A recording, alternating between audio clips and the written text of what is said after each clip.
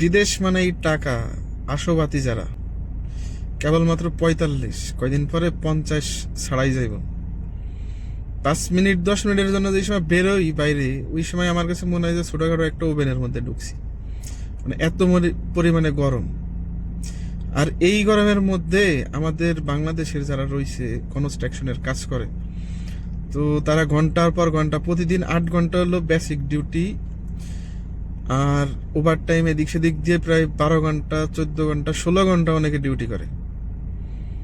তো একবার চিন্তা করে দেখো যে এই গরমের মধ্যে বাইরে দাঁড়ায়, মানে ১২ ঘন্টা, ১০ ঘন্টা, ১৬ ঘন্টা ডিউটি করবা, পারবা? আর এত কষ্ট করার পরেও তারা মানে সঠিক তার মানে বেতন পায় না আর কি।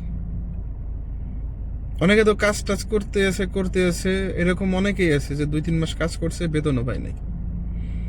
আর দেখা গেল এরকম ৮ ঘন্টা ১০ ঘন্টার ডিউটি করে, মানে কষ্ট কেনা, বেতন কত দেয়? বেসিক ডিউটি ৬০০ টাকা, ৮০০ টাকা, ১০০০ টাকা। এরপরে ওভার টাইম মিলাইয়া দেখা গেল ১২০০, ১৪০০, ১৬০০, এরকম হয় আর কি।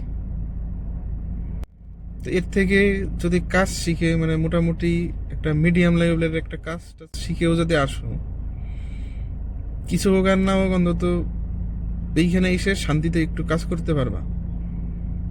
মানে এতটা পরিশ্রমের কাজ করা লাগবে না।